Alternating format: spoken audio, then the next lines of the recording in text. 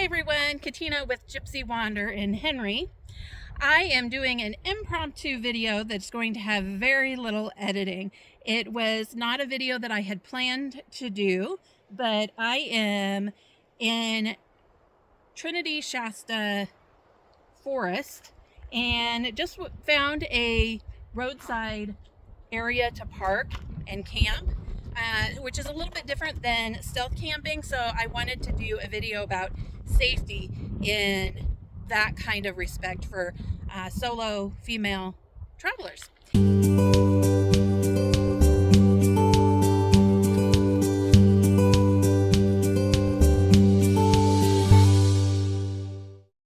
So it's a little bit rough. I'm kind of babbling. I'm not really looking at the camera because I am driving.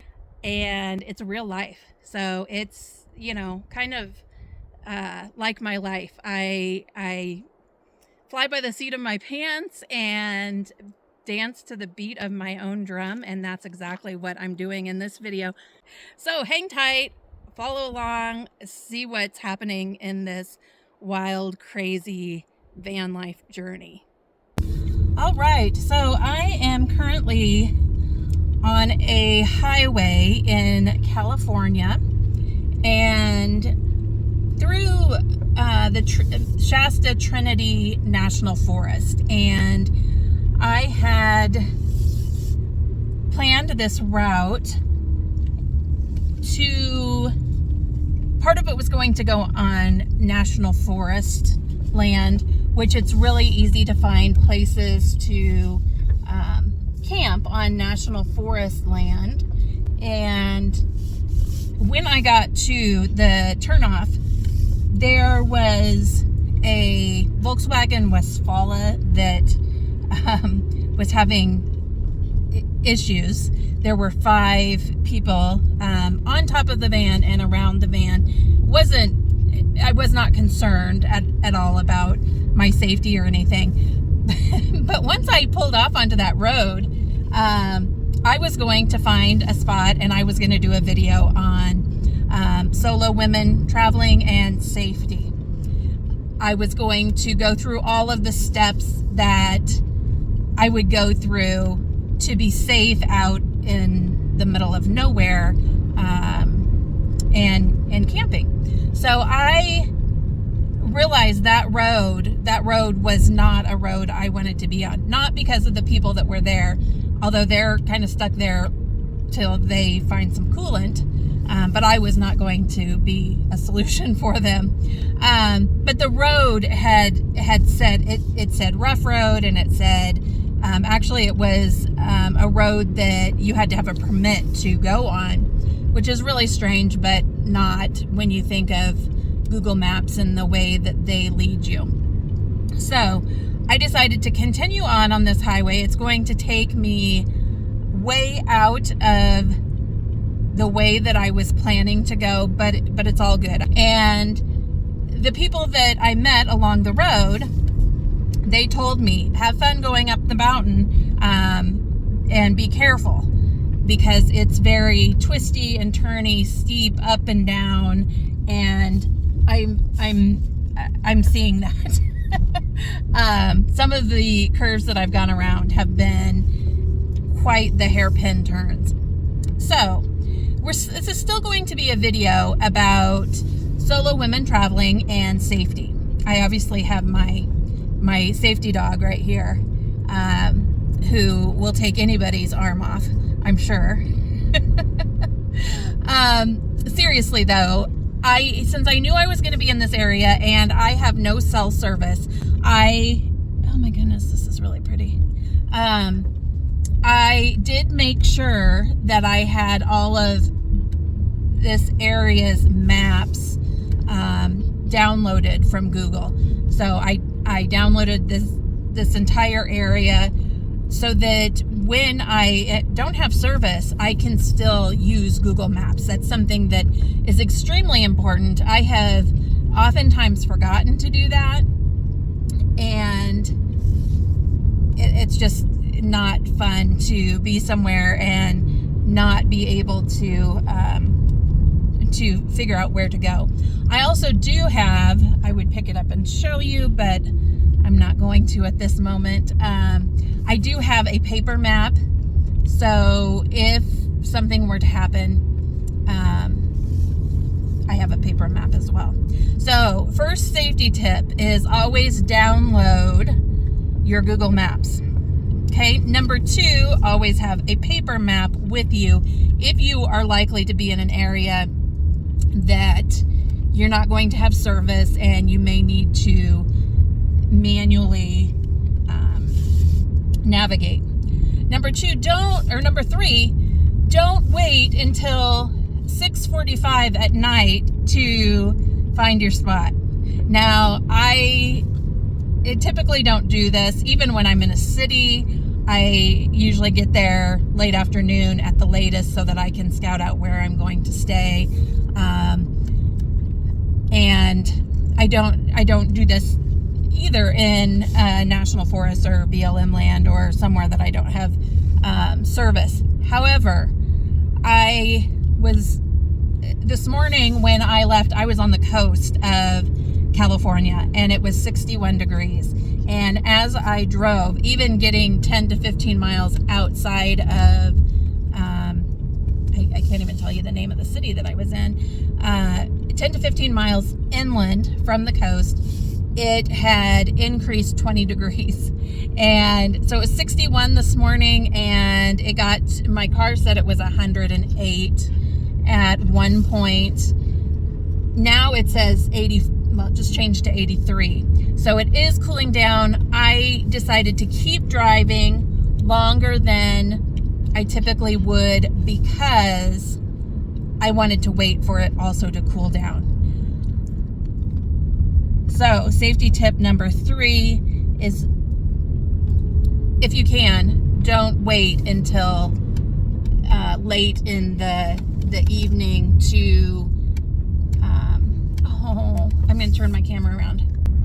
I don't know if you can see them. They're little foxes. Okay, one's going up the hill right here.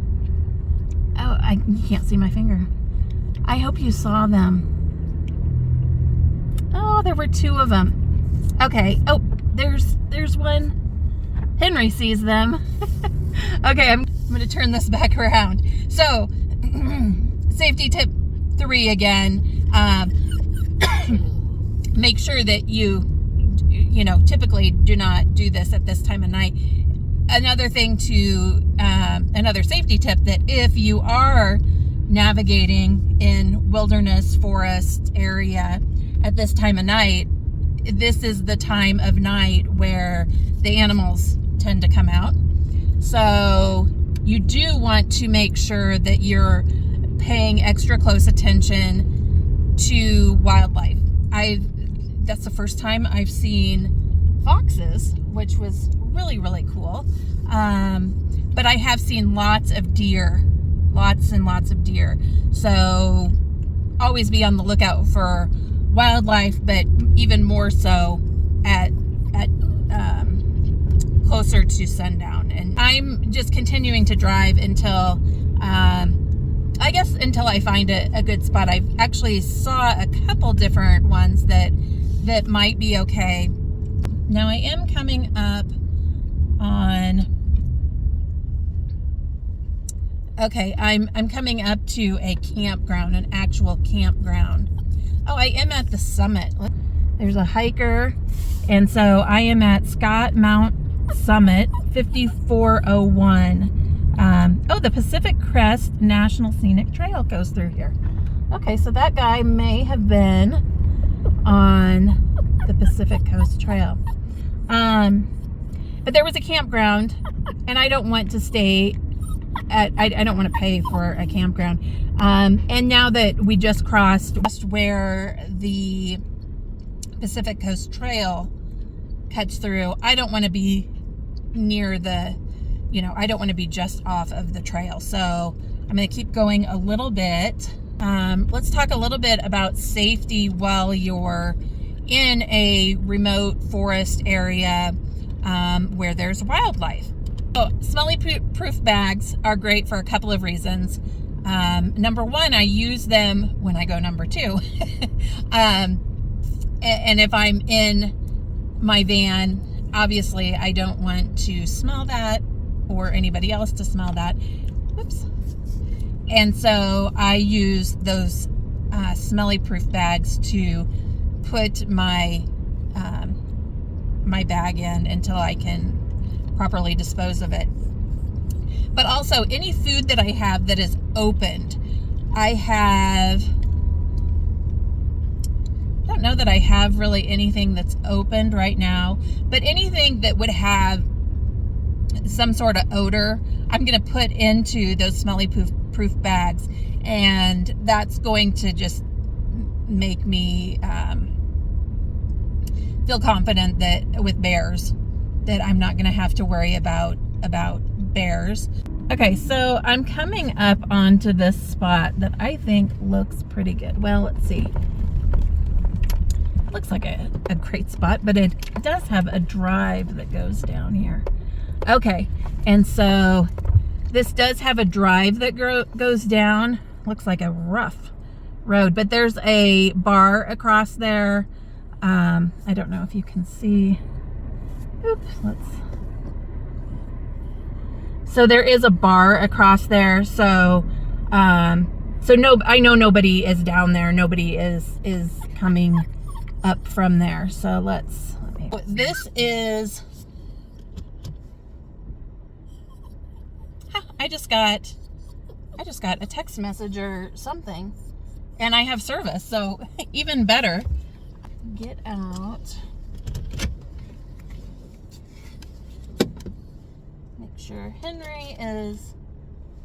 So this is real life, guys. I probably won't edit this video just because this is van life. This is how it is now.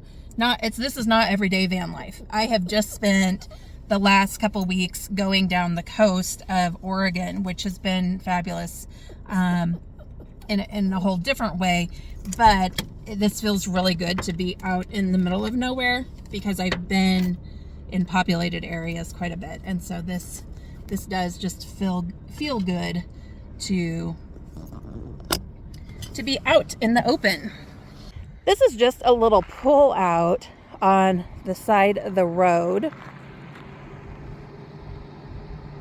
And I think this will be perfect. I will probably park along those trees with the front facing out, and that I think will work pretty good. Look at this view that I have. Hopefully with the sun you can see it. Oh wow.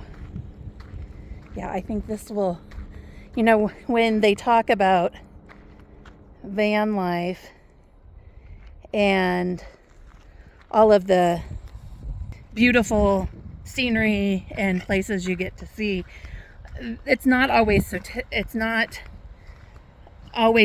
that happens.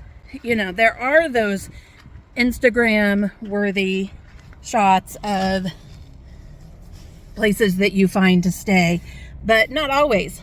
Let me get parked in my space and we will continue on. So I pulled in a little bit differently than what I thought. I am not along the side. I pulled straight back because I want to watch this gorgeous sunset go down over the mountains. And so I want to have the back of my van open. But I did grab my smelly proof. So these work great for putting any of your food in that may have an odor. So I have any food that's opened in one of these or in my refrigerator. The other thing that I like to do when I am out somewhere where there aren't supposed to be other people or there are maybe animals is I want to have my solar lights. So I have these 2 LED solar lights that I have, and what I did is right here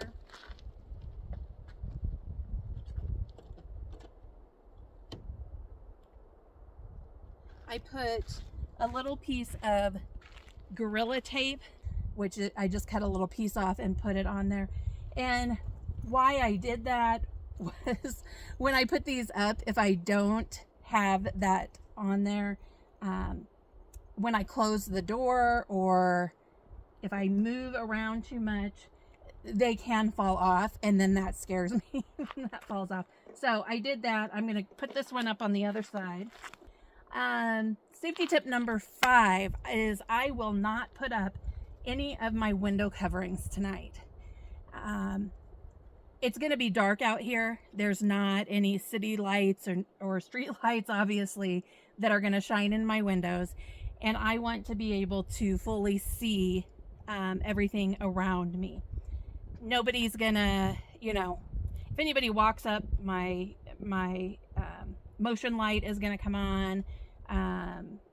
And you know, I'm not worried about being seen. I'm not worried about it being dark so that I can sleep.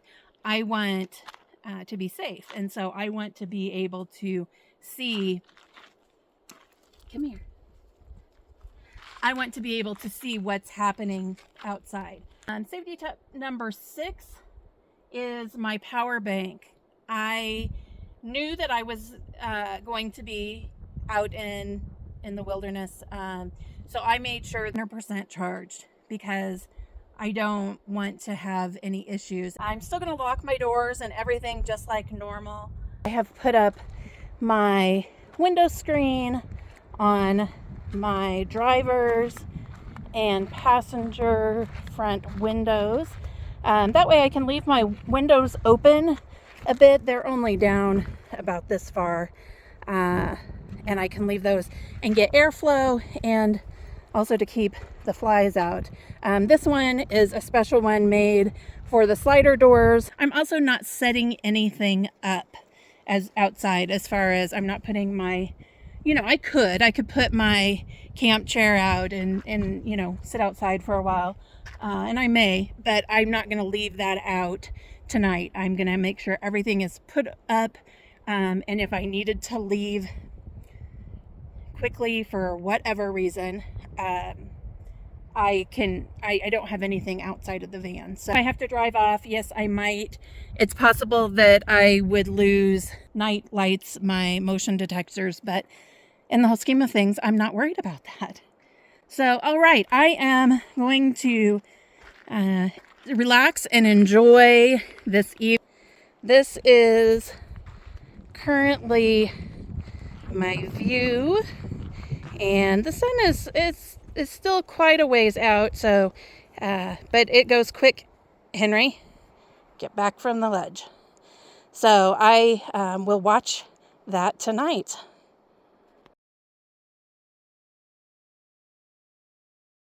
Good morning, everyone. Everything was perfectly fine last night. Just wanted to check in this morning, let you know that everything went well. Everything was uneventful, and I'm ready to take off and continue to head down this. Well, I think I'm going down. I might be going up and down, but I'm ready to get into lower elevation. I have never had altitude sickness until this year, and when I was in Colorado, I had really bad altitude sickness, and I don't remember what the sign said, 5,000 some feet, and I can tell that I have a headache.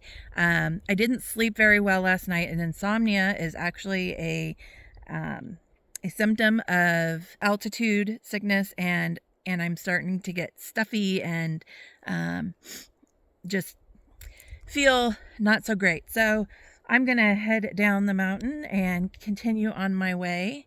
And one last tip for wilderness camping is leave no trace. So you want to make sure that you pack out everything you came with.